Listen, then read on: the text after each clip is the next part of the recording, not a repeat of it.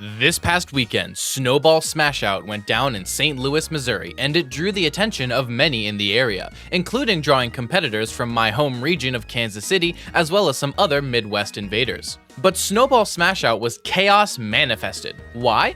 Well, not only were there tons of upsets and a DQ from the tourney's would-be top seed, yeah, I said would-be, we'll get there, but there were VOD issues within our top 8. Losers 8ths and winners semis were streamed just fine, but then we got into our top 4 and everything just seemingly falls apart, with one side of losers quarters being on the main stream, one side of losers quarters just never being streamed at all, and the side stream having winners finals and losers semis going on at the same time, while the main stream itself had quite literally nothing going on. And when I say winners finals was on the side stream, I have to put a big asterisk on that, because quite literally only the very last moment of that game 5 set was actually captured. Eventually, losers finals and grand finals were both streamed on main, but by that point my hopes of making a proper top 8 recap for this tournament were dashed. So yeah, we're not going to do a top 8 recap today. Instead, we'll be pulling a Walt and going over the top 5 things from Snowball Smashout that you all should know about.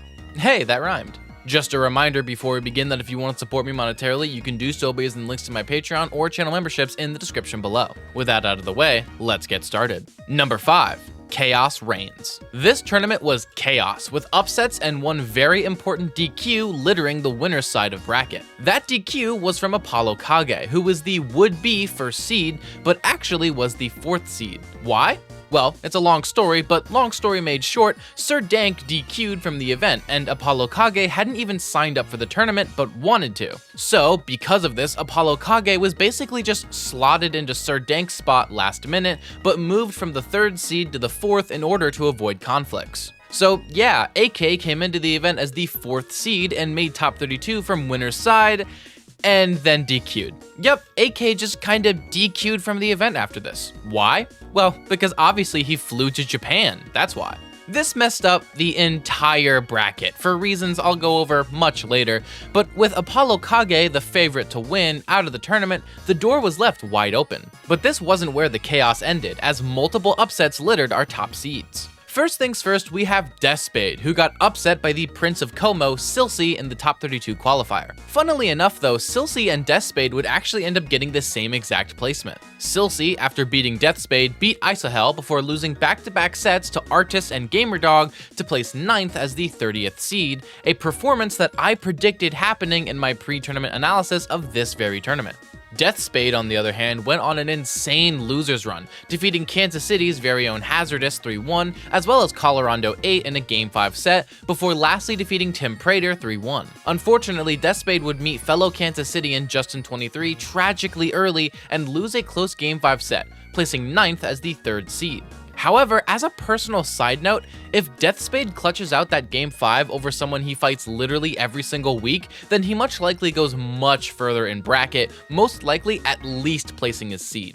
The other upset run that really shook the bracket was Ploopy. Who is Ploopy? Why, the boy genius himself. Top half PR in Kansas City, and perhaps the one KC player making the biggest splashes out of region, Ploopy is the Game & Watch main who had an incredible run that we'll be taking a look at later on. However, for our purposes today, Ploopy got 2 big wins in a row, first defeating Colorado 8 in a Game 5 set, repeating his win over C8 from fighting Ghost Screamland, as well as defeating Rocky Balboa, his fellow Kansas Cityan, in a 3-0, upsetting the 1st seed of the entire event in order to make top 8. While Rocky would end up making top 8 still, C8 wouldn't, as he dropped into losers and had an unfortunately early meeting with Deathspade, which we covered earlier. Ultimately, there were a lot of smaller upsets that we'll go over in our honorable mentions, but for now, those were our 2 biggest ones that really shook up the bracket and made losers side a gauntlet, which not many people came out of alive. Number 4.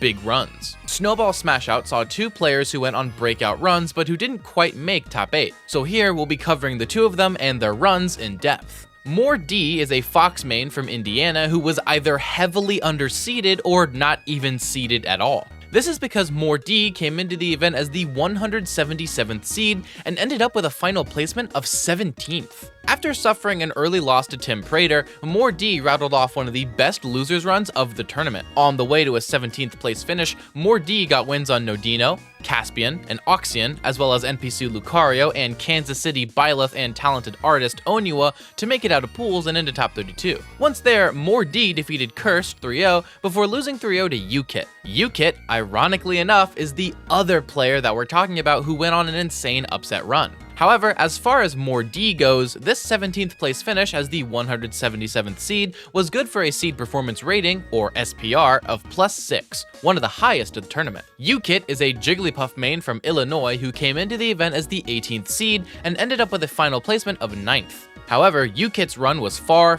more different than More D's, as it was defined by winner's bracket upsets instead of a loser's bracket run. UKIT started off the weekend by getting through pools, defeating Big Money Mike and Coupe de Loop before getting one of the best upsets in pools when UKIT defeated Gamerdog 2-1. Gamerdog, the South Kansas Rob main, was the 15th seed of the tournament, but this upset was insanely impressive once you consider that Gamerdog ended up placing top 8 anyways, which we'll get to later. This upset allowed UKIT to move into top 32, where they would unfortunately lose an extremely close Game 5 set to this player. They go by a billion tags, and yeah, we'll cover them later, but for now, UKIT dropped into losers. After this loss, UKIT got a win over More D before getting another extremely impressive win over Evander 3-1. However, UKIT's momentum was brought to a screeching halt as the next set would result in a 3-0 loss at the hands of Rocky Balboa for a final placement of 9th. Number 3. Kansas City Dominance. So as I've mentioned lots of times before, I compete in the Kansas City region. This means that I have just a tad bit of bias towards my home turf competitors. So, fully leaning into that, here's how Kansas City did its Snowball Smashout. First things first, the iconic team of Rocky and Justin23 was able to sweep doubles,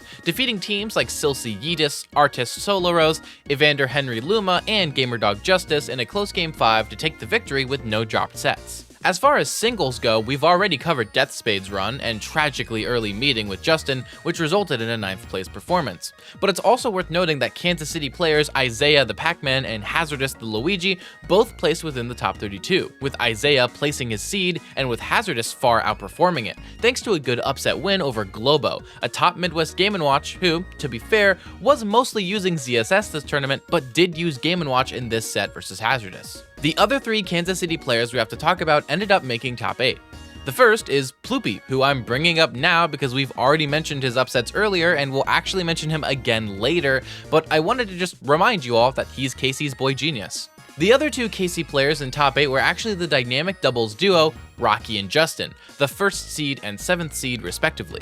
Justin23, funnily enough, mostly defeated fellow Yoshis to make top 8, defeating Yoshi Kid 2-0 and DRO in a Game 5 set before the aforementioned top 8 qualifier versus Deathspade. Losses to this player, as well as a Game 5 loss to Gamerdog, meant that Justin23 was eliminated at 7th place as the 7th seed. Rocky Balboa, on the other hand, started the weekend by defeating Plus, who would go on to upset Morley and Losers in a 2-0, as well as defeating Tim Prater in a Game 5 set. And even though he'd lose 3-0 to Ploopy, Rocky managed to defeat UKIT 3-0 to make it into top 8, where Rocky would proceed to defeat Comet 3-2 and Artist 3-0 before losing 3-0 to Cypher for a final placement of 4th as the 1st seed. Who the heck is Cypher, you may be asking? Well, funny you should mention it. Number 2. Biggest runs. For our number 2 spot, we're actually going to go over 2 players who I had to lump together for time's sake, Cypher and Gamerdog. We've mentioned both players in previous spots, but let's go over them in depth here. Both players made insane runs to top 8, but had quite different journeys to make it there. Cypher is a Chicago Falco main who came into the event as the 20th seed, starting off the weekend by getting through pools, getting good wins on Yeetus and Evander on the way into top 32. Once there, Cypher benefited from Apollo Kage's DQ, which many would scoff at, saying that Cypher got lucky, but Cypher was quick to prove them wrong, next going on to defeat Comet in a close Game 5 set to make it into top 8, winner's side. Here, though, Cypher lost to Ploopy 3-1 in Game & Watch Falco, probably the worst draw that Cypher could have gotten. Dropping into losers, Cypher's opponent would, ironically, be Gamerdog. Gamerdog came into the event as the 15th seed and had quite a different route to top 8. That's because, as we mentioned earlier, Gamerdog lost in an upset loss to UKIT 2-1 in pools, but still managed to make it out of pools and into top 32 from loser's side.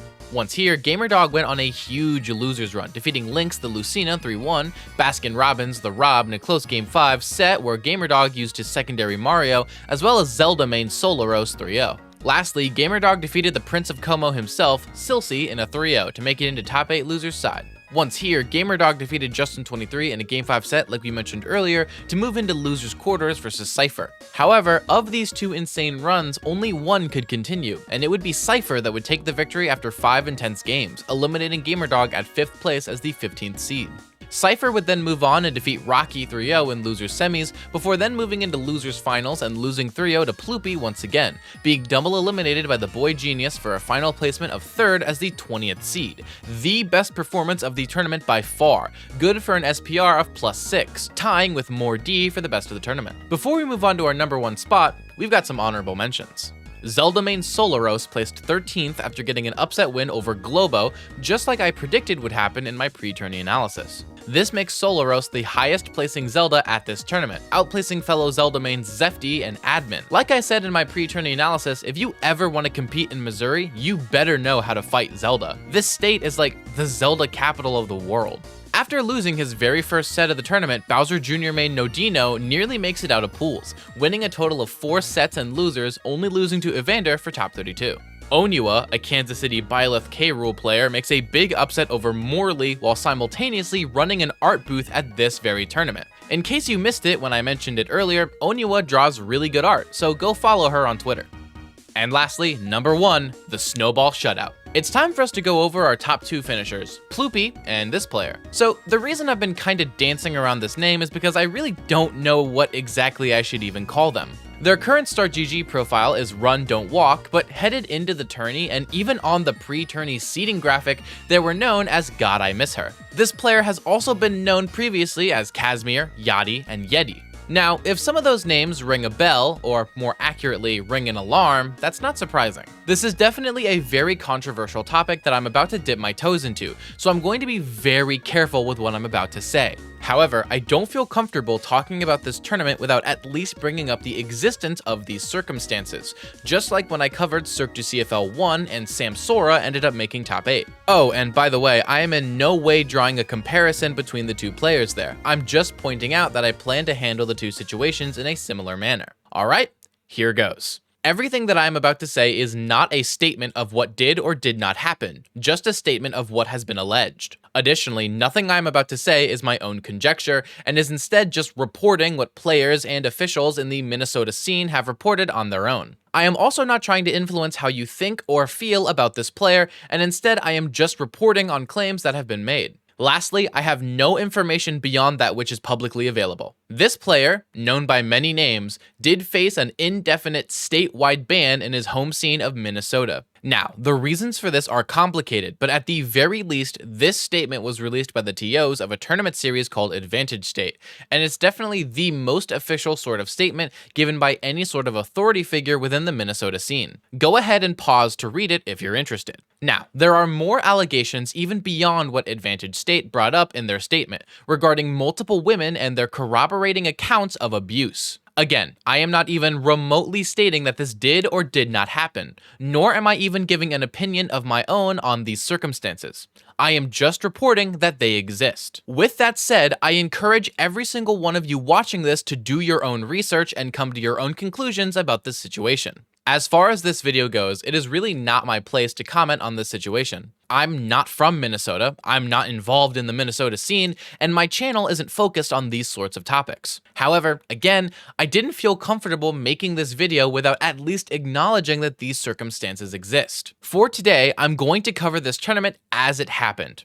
That's my job, and it's what I'm here to do. But once again, I recommend that everyone do your own research and come to your own conclusions. I'll link some useful resources in the description of this video. As far as names go, I'm going to refer to this player as Run Don't Walk, as that's their current StartGG profile. Alright, with that very important side note done, let's actually get into the runs. Run Don't Walk came into the event as the 2nd seed, and Ploopy came into the event as the 8th. Ploopy made it to winners finals by taking a good Game 5 win over Colorado 8 and an upset win over the 1st seed Rocky, while Run Don't Walk made it to winners finals by making no upsets and instead just got good wins over UKit 3-2, Justin23 3-0, and Artis in a close Game 5 set.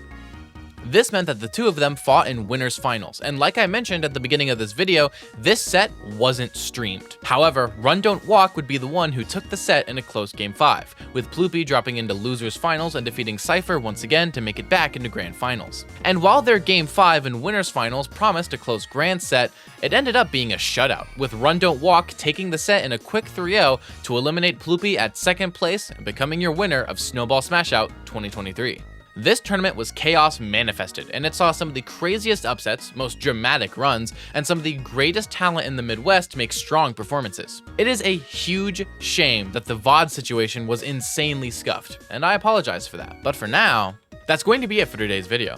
Before I go, shout out to my patrons Seth Lasser, Frosco333, and my tier 2 patrons Iltis and Diamond Blaze. Additionally, shout out goes to my YouTube members Stormtrooper, Loco Soco, Diarrhea, Dicho Jr., Defective, Orangabang, Fan of, and my tier 2 members Mike G and Wu-Tang Forever. Additionally, shout out my tier 3 patron Ocean Man, who says Mr. Mice is sorry for playing Min Min. If you want to support me using any of these methods, links are in the description below. Tomorrow I'm going to be covering something, but until then, I've been Mr. Mice, and thank you all so very much for watching.